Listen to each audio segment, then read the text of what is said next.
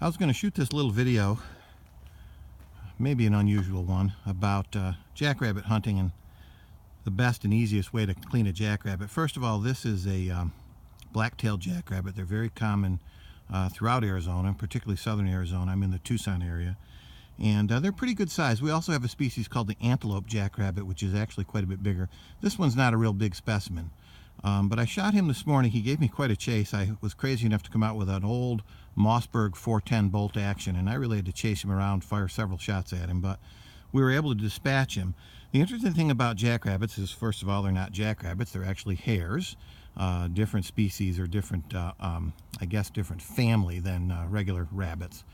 And they're bigger, they're plentiful. In most states you can hunt them year-round, and they were kind of a Depression era staple, and for folks making the trek across from east to west throughout the prairie and in the west, people would eat jackrabbits to survive. They actually have very dark meat. It's quite dark, far darker than you'll find on a cottontail rabbit. And the interesting things about them is there's actually quite a bit of good meat on what I'm going to call the back strap, which is basically going to be on either side of the spine here. If I can turn them a little bit, on both sides of the spine, top to bottom, basically from the back legs all the way down almost to the head, you're going to have a strip of meat on each side. And it's probably, I don't know, 3 ounces. So you maybe have both of them 6 ounces of meat. And then this hind quarter is, you'll see when I'm done, I'll do a second kind of follow-up video, is rather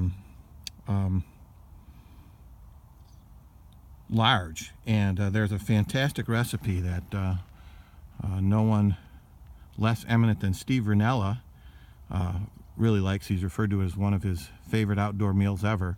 A chef that specializes in game meat and outdoor cooking by the name of Hank Shaw, and it's called Sardinian hare stew. If you Google it, you'll find it. So I'll come back in a moment. Basically what we're going to do is, the skin on these is very, very fragile, so you can almost break the skin open with your hands, but I'll puncture it with a knife. I'll tear open this area in the back, and we'll get that all open. We'll take a knife and just run down the spine on either side and kind of peel as we go and strip away that back strap. And then we'll cut the hindquarters just like with a deer or any other mammal. If you find that joint, that rear hip joint, it'll kind of fall away. And then I've got some snips that you use. I'll show you those down here. There's the old Mossberg 410. But I've actually scarred myself by trying to break the legs of jackrabbits, because it's fairly easy to break, but they kind of splinter, and I actually have cut myself and left a scar on my right hand between my thumb and forefinger. So I decided I'd get these snips, which a lot of upland hunters will use to clip the legs of quail and dove and pheasant and grouse and stuff like that. So we'll clip those rear legs to keep things safe, and then this meat can be used, can either be taken off the bone and ground and mixed with pork, which we've done to make meatballs for spaghetti sauce, or like I said, the Sardinian hare stew is a fantastic recipe, highly recommended.